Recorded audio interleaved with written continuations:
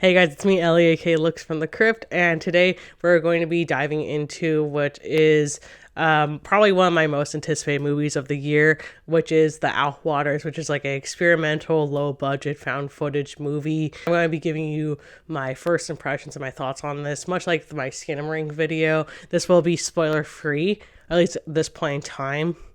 I think it's spoiler free, so let's see how that ends up going. I kind of wanted to do something in the same style as my Skimmering video where I took you guys with me to the theater. However, this movie did not come to a theater near me, or at least not close enough. The closest theater that this had came to is about 2 hours away from me and isn't even like a major city or anything like that. And I wasn't going to spend longer driving than actually viewing the film. So with that being said, we are at home, we are seeing it here, and I'm gonna go to the store, get some snacks and all that good stuff so we can have a good time. And that sounds like fun to you. Keep on watching.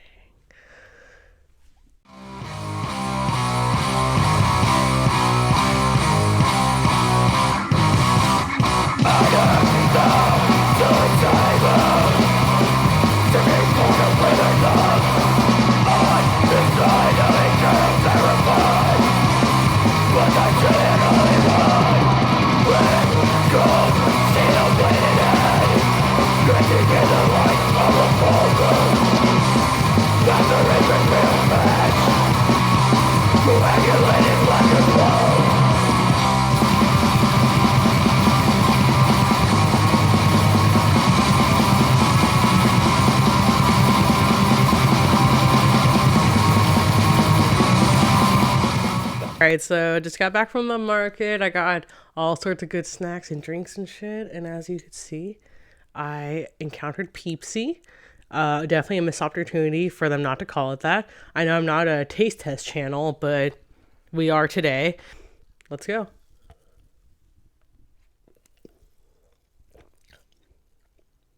Bruh.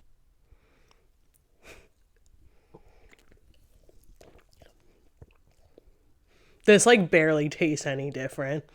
So it might be a little bit sweeter.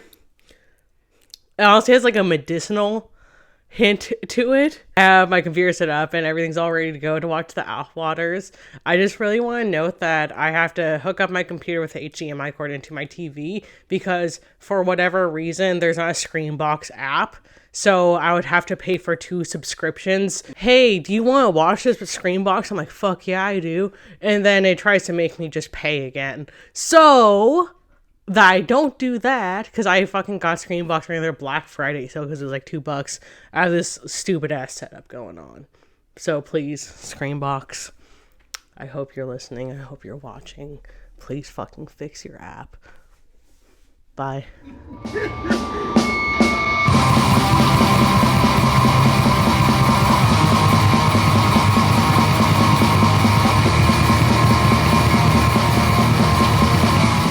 So, just finished The Outwaters, right?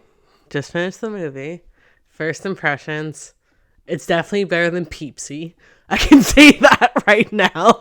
But, no, for real though, honestly with The Outwaters, I was actually really uncertain during the first half of this movie. I should start out by saying what this movie is about, because honestly, I had no idea what the fuck this movie is about. That's something I kind of appreciated, definitely about like the marketing and how cool audiences were with this movie, in the sense of not spoiling it.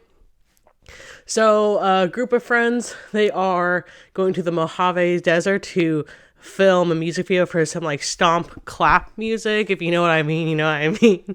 And things get weird while they're out there. Just being completely honest, the first half of the movie, like, I was like not sure. You know, I was like, I don't know if I'm feeling this kind of thing. Just because we spent a lot of time with these characters, and however, I know absolutely nothing about them.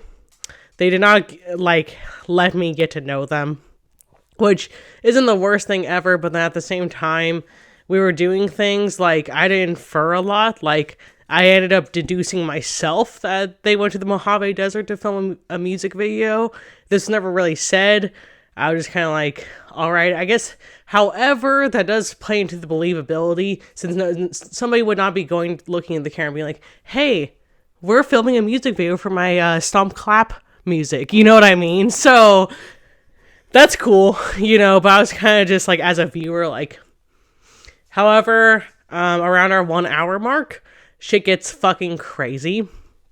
And that's when the movie really turned around for me. Yet I still think that maybe like we could have gone with like half as much like showing our characters and setup, considering we didn't get to know anybody and there was no real setup other than we're in the desert. And the location and setting was really cool. And something I did like is that they actually did use their location, which is something I often have a complaint about with a lot of movies, is that we're in a really fucking cool place that's not utilized, but it was certainly utilized, right? And just so that there is some context here, I'm not going to spoil it. I'm going to do my best not to spoil it, but I will probably tell you more than you already know about this movie, considering I watched this movie and I had no idea what the fuck it was about going in, right?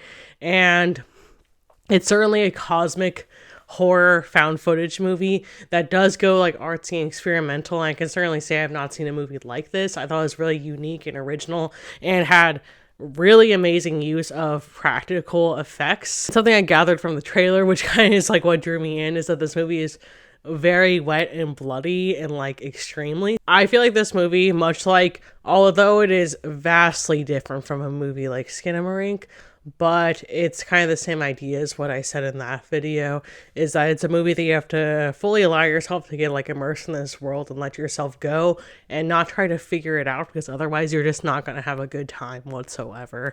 And I say that especially for once the horror starts, because I found myself kind of doing that myself, because I was spending so much time trying to put the pieces together of like the literal story, not because it got abstract or weird at that point, just because simply these people are filming, I don't know what the fuck they're doing. So I still had that brain going on once the horror kicked in, but once the horror kicks in, just let yourself go and enjoy it, because it'll be a lot better that way, because it does get weird. There is a lot to the horror here. It's not simply straightforward as this one thing's happening.